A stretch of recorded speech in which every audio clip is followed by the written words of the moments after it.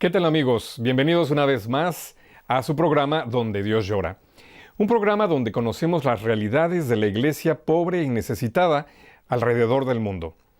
En abril del 2016, Ecuador sufrió un devastador terremoto que dejó, según la Oficina de las Naciones Unidas para la Coordinación de Asuntos Humanitarios, más de 1 millón de personas afectadas.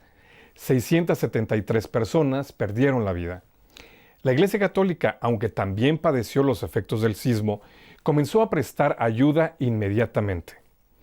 Para conocer más sobre las iniciativas de ayuda que la Iglesia Católica está prestando en Ecuador, es un gusto darle la bienvenida hoy a nuestro programa al señor Marco Mencaglia, jefe de Departamento para América Latina de la Fundación Ayuda a la Iglesia que Sufre. Marco, bienvenido a nuestro programa. Muchas gracias. Marco, yo creo que para poner un poco en contexto nuestra conversación, ¿nos podrías comentar un poco en qué consiste tu trabajo como jefe de departamento para América Latina de esta fundación? Me ocupo en ayuda a la iglesia necesitada de recibir los proyectos que vienen más o menos de una mitad del continente latinoamericano. Somos 2 jefes de sección en este continente. Recibimos proyectos desde más o menos unos 25 países en todo el continente, de México hasta Argentina, considerando también los países del Caribe. Lo que hacemos es ponerse en contacto con la iglesia local y no simplemente dar una respuesta de apoyo o denegando el apoyo, sino empezando un diálogo con la iglesia local para entenderlo cómo podemos realmente ayudar en proyectos muy diferentes, proyectos de construcciones, de reconstrucción, como en este caso en Ecuador, pero también proyectos de apoyo a la vida pastoral ordinaria de la iglesia, como pueden ser proyectos de ayuda a los sacerdotes, a los seminaristas para sus estudios, y también proyectos de formación para laicos. En algunos lugares, sobre todo en lugares particularmente alejados, en Perú, en Bolivia, en zonas de montaña, así como en zona de sierra, apoyamos también con vehículos y todo lo que puede ayudar a los sacerdotes, a la iglesia local, para seguir en su vida. Muchas veces una ayuda pequeña puede ser muy importante para que la iglesia, el mensaje de la palabra de Dios, pueda llegar en algunos lugares donde no habría otra posibilidad sin esta ayuda, que para mostrar la cara de Cristo a los pobres, a las personas más alejadas y que desconocen la figura, el Evangelio y la figura de Dios. Ahora, Marco, la fundación como tal es una fundación que da ayuda humanitaria, porque lo que me estás mencionando da la idea de que es más enfocada hacia una ayuda en la labor pastoral de la iglesia, pero también está involucrada en ayuda humanitaria. Exactamente, nosotros proporcionamos una ayuda sobre todo pastoral. Muchas veces es muy difícil en los proyectos que tenemos separar la parte pastoral de la parte social, del aspecto social. Por ejemplo, en una situación de emergencia, como puede ser la situación de Ecuador, proporcionamos apoyo a las hermanas que trabajan en escuelas. Y esta ayuda es muy importante para el desarrollo de la pastoral, de la vida pastoral de la iglesia, y al mismo tiempo es un grande beneficio para la población local. En muchos otros lugares podemos reconocer, en América Latina sobre todo, que el papel de la iglesia es fundamental a nivel también social, porque no hay otra institución, no hay un Estado fuerte que pueda ayudar en las necesidades cotidianas la población local. Es el caso de Haití, por ejemplo, donde el sacerdote muchas veces como un pequeño alcalde, podemos decir, sí. donde Todas las su figura es imprescindible, son, sí. exactamente, a nivel también sanitario para ayudar con la visita de los enfermos. Y esto puede pasar en muchos otros países de América Latina, así como en otros continentes donde nuestra fundación está muy activa, como en África y en Oriente Medio, como bien sabemos. Ahora, Marco, tú estuviste en Ecuador pues poco tiempo después de que pasó este terremoto. ¿Cuál fue tu impresión en general acerca de los daños, no nada más materiales, sino sobre todo pues el efecto que tiene en las personas? Ya no se diga en la pérdida de vidas humanas, pero en el impacto que tiene en la personalidad, en la psicología de las personas? Sí, nuestra visita en Ecuador no ha sido planificada. Mientras estaba de viaje en Colombia, haciendo uno de los viajes que hacemos cada año para visitar la iglesia local, donde más se necesita de nuestro apoyo, he recibido la invitación para visitar también Ecuador, luego después del terremoto, unas 2 semanas después, el día 3 y 4 de mayo. He podido visitar la región que ha sido más afectada, la región de costa, en el departamento de Manabí, que más o menos coincide con la arquidiócesis de Portoviejo. Es una región bastante pobre donde la iglesia ya recibe ayuda de nuestra fundación para sus actividades ordinarias y que en ese momento sobre todo necesita una cercanía y una atención internacional también particularmente reforzada, porque la impresión que tuvimos es de una realidad donde la atención de los medios internacionales de comunicación se acabará pronto, como muchas veces pasa en esos casos, y la población local será dejada a su realidad con una ayuda relativamente mínima en comparación con las grandes necesidades. Hemos hablado antes del papel de la Iglesia en la educación de los niños, de los jóvenes. Solo en el departamento de Manabí hubo más que 80 escuelas destruidas en el terremoto.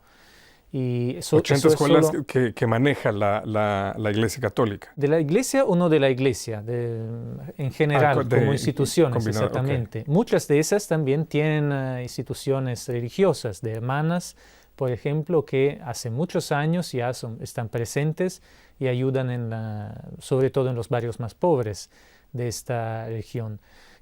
Además, es importante la ayuda que podemos dar a lo largo de los años para una reconstrucción que no será algo inmediato. El Estado ha ayudado ahora para la demolición de los edificios que ya no se podían recuperar, pero la obra de reconstrucción necesitará de bastante tiempo. Y es importante para nosotros, como hicimos también en otros casos, como en el caso de Haití, el terremoto terrible del 2010, seguir ayudando, apoyando a la escucha de las necesidades de la Iglesia, no solo en este año 2016, pero también en los años que se van a seguir. Ahora, entonces por lo que nos describes, hubo mucho daño estructural, es decir, a los edificios, para haber tomado la decisión de derrumbar lo que había quedado de estos edificios. Quiere decir que el daño ya no valía la pena restaurar estas estructuras. Personalmente he podido visitar, gracias a la ayuda, a la colaboración también de Monseñor Voltolini, la región del Manabí, donde hubo más destrucción causada por el terremoto, sobre todo en la zona norte de la arquidiócesis, donde hubo en la región de Pedernales el epicentro del terremoto. Hemos visitado las parroquias donde no hay más casa parroquial, no hay más iglesia, y también congregaciones, institutos de hermanas, que eran como el centro de pequeñas comunidades alrededor de Pedernales, donde ahora no hay más posibilidad de recuperar los edificios. Hemos ya proporcionado, como ayuda a la Iglesia necesitada, una contribución de emergencia para la comida simplemente y para un alojamiento mínimo de la gente que se ha desplazado después del terremoto. ¿Dónde se ubican los damnificados? ¿Qué se ha hecho con esta gente que perdió sus casas? Hay gente que ahora tiene habitaciones provisionales que ha dado el Estado en este momento, pero es una situación difícil porque mucha gente tuvo que abandonar esos lugares, sobre todo la región de Pedernales y también el departamento de Manabí en la zona más próxima a la costa. Y se han alojado ahora en casa de familias, de parientes también, en la zona de las diócesis colindantes. Es una realidad difícil. Nos ha llamado la atención sobre todo el hecho que no hay tiempo. No hay tiempo para estas personas. Hablamos de decenas de millares de personas, 30.000 personas más o menos desplazadas. No hay tiempo para pensar, simplemente se tiene que encontrar ahora para el padre, la madre y muchos hijos, muchas veces, 3, 4 hijos, un alojamiento provisional, la forma de estudiar, porque los niños han parado de ir a la escuela hasta el mes de julio, más o menos en esta región.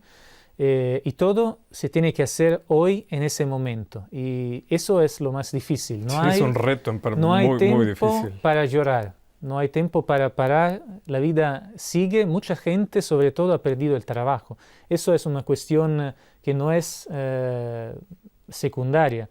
He visitado el centro de dos lugares principales en la arquidiócesis, Portoviejo y Manta. Son dos ciudades que tienen más que 200.000 habitantes y tienen ya un desarrollo comercial bastante importante. Manta es también un centro turístico en la costa, se está desarrollando en los últimos años. Y vi esas zonas centrales, sobre todo, donde hay una forma de ground zero, podemos decir, como al tiempo del atentado de New York, a las Torres Gemelas. Una zona donde no se puede entrar, donde la policía ha cerrado completamente los edificios por miedo también de robos, que son normales en esas situaciones, lamentablemente. Edificios que no se podrán más utilizar y todo se tendrá que derrumbar prácticamente. Hemos visitado junto a Monseñor Voltolini, a los colaboradores de la arquidiócesis, esos lugares con un permiso especial y vimos prácticamente una ciudad fantasma, podemos decir, donde no había gente, sobre todo a la noche cuando hemos visitado Portoviejo, una ciudad muy activa, el centro mismo de la ciudad, donde no había más nadie. Mucha gente también se había quedado bajo de las ruinas de los edificios. Esa es la cosa más terrible, porque tenemos estadísticas como 700 muertos oficiales, pero hay muchos más que 1.000 personas probablemente, de las cuales no tenemos noticias, porque las ayudas no han llegado a tiempo para rescatar esas personas que se encontraban bajo de los edificios. Marco, con este panorama que nos presentas, realmente pues, es deplorable. ¿Cuál es la condición anímica de las personas, el estado de ánimo de nuestros hermanos ecuatorianos? Los ecuatorianos generalmente tienen una fuerza moral muy fuerte y se animan generalmente mucho, pero me ha llamado mucho la atención la visita, por ejemplo, a una comunidad en Canoa. Es una región, un pueblo bien pequeño al norte de la ciudad de Portoviejo, donde para animar a la gente vino un grupo musical y así estábamos viendo los daños del desastre del terremoto, casas de hermanas totalmente destruidas, demolidas, la iglesia también inutilizable y al mismo tiempo como una música, salsa, música muy alegre, era un contraste muy fuerte. Y al mismo tiempo en la plaza central donde se podía escuchar esa música, la gente, diferentemente de lo que pasa en esos casos, no tenía mucho ánimo. Al final de las canciones estaba casi dando algunos aplausos, pero muy débiles. Y así que la gente, los cantantes tenían que animar a esas personas, claro, cuando generalmente eso no era necesario. Se vio como la gente necesita de recuperar un poco de esperanza, porque ver que de un día al otro la vida de años desaparece totalmente, el trabajo, la casa y todo, sin saber nada del futuro, es una experiencia que no podemos entender bien si no la vivimos. Ahora, en tu experiencia, ¿cuál es el rol que la Iglesia desempeña precisamente para atender esta necesidad? El papel de la Iglesia ha sido de verdad fundamental en ese sentido. Hemos escuchado testimonios de la cercanía de la Iglesia, de Monseñor Voltolini mismo, con la población local, que ha sido impresionante. Hemos recorrido con los sacerdotes de la arquidiócesis los lugares más dañados y nos hemos dado cuenta que esos sacerdotes no han parado de visitar cada lugar más que una vez, acompañando a nosotros de las agencias internacionales, pero también simplemente para animar la población y los mismos sacerdotes que se quedan en los lugares más afectados para el sisma, que de verdad necesitan simplemente de una persona que le ponga una mano en la espalda y le dé un poco de coraje, porque el aspecto humano es mucho más importante aún del aspecto simplemente de ayuda técnico y económico. Entonces nosotros también pedimos a nuestros bienhechores de rezar para las víctimas del terremoto en Ecuador y no parar de ser en comunión en la oración con ellos, porque ellos no necesitan solo una atención material, sino una atención espiritual. Nos vimos claramente esto en nuestra visita. Y evidentemente es ahí donde la Iglesia tiene un papel preponderante, y sobre todo porque ya lo mencionabas tú al principio, Marco, la Iglesia se va a quedar ahí. No es una de estas agencias internacionales o un ONG que llega, trata de ayudar, atiende lo más que se pueda y se van. La Iglesia está ahí. La Iglesia es parte de ellos, evidentemente, ¿no? La Iglesia misma tiene sus paredes derrumbadas. Y eso es muy importante. Exactamente, la Iglesia ha vivido el terremoto, ha sufrido el terremoto, no ha llegado después y simplemente ya estaba allá. Ya hubimos la posibilidad de escuchar testimonios de sacerdotes que también han sido personalmente afectados en ese terremoto. Puedo hacer un ejemplo de más o menos, el terremoto ha acontecido a las 6:58 de un sábado, más o menos. Gracias a Dios podemos decir, en Manabí hay la costumbre de celebrar misa no antes de las 7:30. Entonces no ha sorprendido el terremoto los feligreses mientras estaban celebrando la misa, pero un poco antes. 2 minutos antes de la misa de las 7, por ejemplo, en la parroquia donde nos hospedaron, en Puerto Viejo. Y ese sacerdote que hemos encontrado estaba dando los avisos parroquiales antes de la misa, luego antes de la misa, 2 minutos. Y cuando una estatua bien grande, 2 metros de altura, de la Virgen, prácticamente se cayó desde un pedestal a 3 metros de altura y ha dañado a un brazo y también ha golpeado a la cabeza ese sacerdote. Y él ha pasado más o menos un mes con una operación, haciendo más que una operación, una situación bien difícil, pero su primera preocupación ha sido por su feligresía. Él se ha quedado simplemente durante los 50 segundos del terremoto, tranquilizando a la gente que estaba frente de él, preparándose con por todo la que misa. él mismo estaba sí, herido. Ya ensangrentado, exactamente. Sí, una situación bien impresionante. Sí. Vimos también la estatua que no ha sufrido daños, prácticamente la sola de la Virgen, parece como un milagro que se ha conservado prácticamente intacta. Y el sacerdote, después de un mes de sufrimiento en el hospital, pudo regresar justo el día que nosotros hemos visitado la parroquia en su lugar, con un brazo también que no podía utilizar todavía, pero con mucho ánimo para estar con su gente, quedarse con su gente en un momento tan difícil. Entonces se ve el testimonio verdadero de la Iglesia que sufre materialmente también con su feligresía. Como bien dice el Santo Padre, estos sí son pastores con olor a oveja. Has mencionado anteriormente, Marco, Haití. Y creo que es relevante retomar la historia y la experiencia que ha sido la ayuda en Haití. ¿Por qué?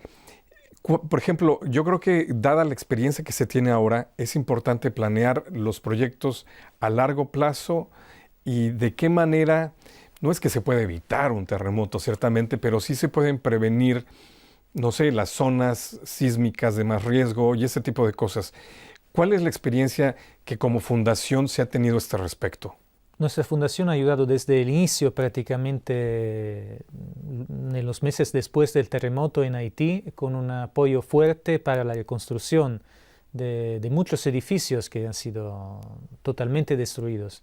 Y podemos decir que en 5 años nuestra ayuda no se ha acabado. Es importante seguir la Iglesia no solo en los primeros tiempos de la emergencia, sino seguir en sus pasos, porque después de un terremoto se necesitan años muchas veces para recuperar una situación de, entre comillas, de normalidad, podemos decir. De estabilidad. Exactamente. Entonces es fundamental no repetir algunos errores, por ejemplo, que se hicieron también en las primeras ayudas. También es normal, se quiere ayudar mucho, pero muchas veces es importante hacer un plan bien hecho para que las ayudas puedan ayudar realmente a la Iglesia. Sí, más eficaces. Exactamente, claro. Sí. Y estamos viendo ahora podemos decir que en Ecuador hubo ahora ya una organización bastante buena de apoyo internacional también, gracias a los enlaces internacionales que ya la diócesis tenía, también en Alemania con la arquidiócesis de Múnich, por ejemplo, y ya se pudo pensar en algunos proyectos de reconstrucción.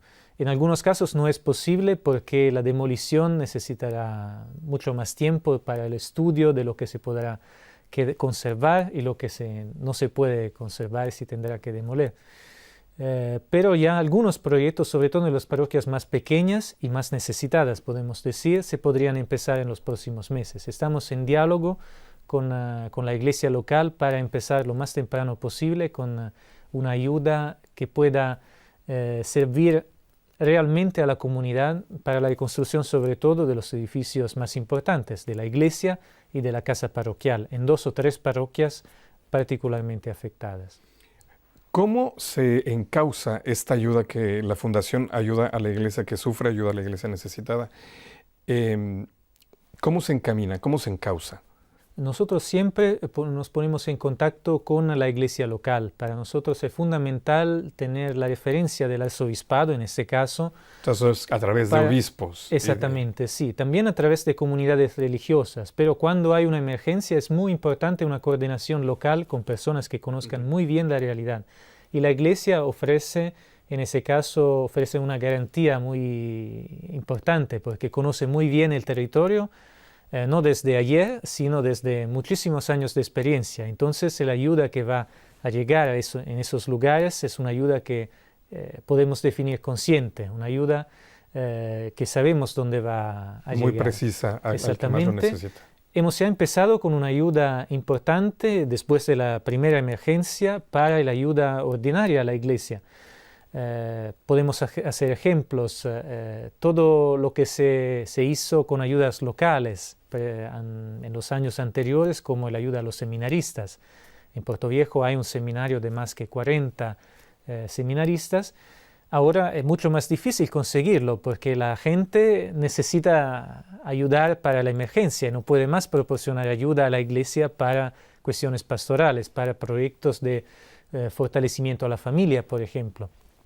Y nuestra ayuda puede también ser muy importante para que nos separe la actividad pastoral en ese momento de emergencia donde claramente la población necesita comer, necesita trabajar, necesita a alguien que le dé una ayuda de emergencia. Pero al mismo tiempo es necesario seguir con la vida de la iglesia. Y nuestra fundación, como pocas otras fundaciones podemos decir, que tienen un enfoque pastoral muy bien definido, pueden ser determinantes en ese sentido. Finalmente, Marco, no quiero terminar nuestra conversación sin que nos platiques en tu experiencia. Es un país que se declara 80% católico, es un porcentaje bastante alto. Y muy interesante es que no nada más es que se declaren católicos, sino que según las estadísticas tiene uno de los índices más altos de asistencia a las celebraciones litúrgicas, es decir, que la gente va a misa y no nada más que se nombran católicos. En tu experiencia, ¿cuáles son las principales necesidades de este pueblo tan eminentemente católico, de esta iglesia más bien? Podemos decir que una necesidad fundamental es la formación. Es verdad, como has dicho, que la vida sacramental del pueblo, no solo en la misa, también en las confesiones, por ejemplo, la gente tiene una grande asiduidad en la confesión también. Es una fe la que se vive en Ecuador, en muchos países también de América Latina, podemos decir, donde hay muy fuerte ese sentido de pertenencia a la iglesia, pero al mismo tiempo se necesita que conocer un poco más a través de una formación bíblica, de un conocimiento de la palabra de Dios, también fortalecer un poco más la conciencia de ser parte de la iglesia, porque muchas veces es muy positivo ver una iglesia llena y eso nos llena el corazón de alegría seguramente.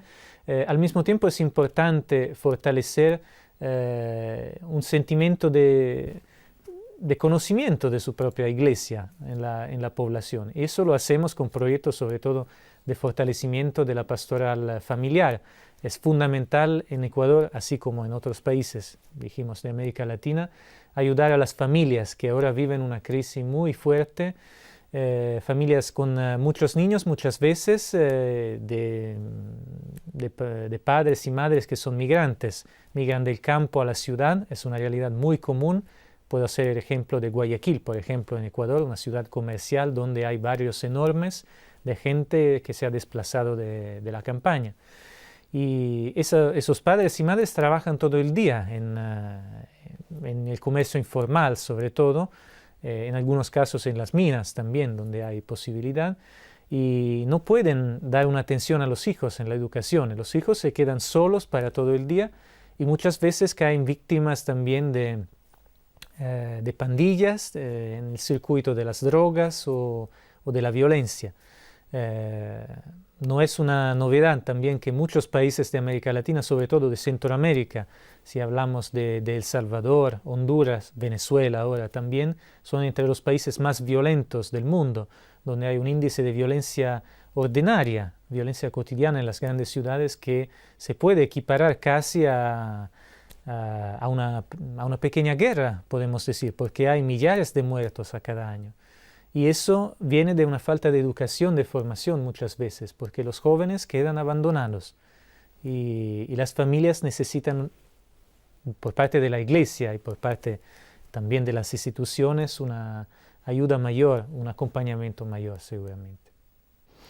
Pues Marco, te agradecemos muchísimo el tiempo que nos has dedicado y yo creo que es muy importante que pues todos a un nivel continental y a un nivel de iglesia universal conozcamos lo que son las realidades y las necesidades de la iglesia en Ecuador, específicamente que hemos hablado el día de hoy, pero en general alrededor del mundo y que nos sintamos responsables unos de otros. Marco, muchas gracias. Muchas gracias a ustedes. Amigos, y muchas gracias también a ustedes por habernos acompañado una vez más en otro episodio de Donde Dios Llora. Si quieren conocer más acerca de la ayuda que está prestando la Fundación a la Iglesia en Ecuador y en otras partes del mundo, los invitamos a que contacten la información al final de este programa. Gracias. Que Dios los bendiga.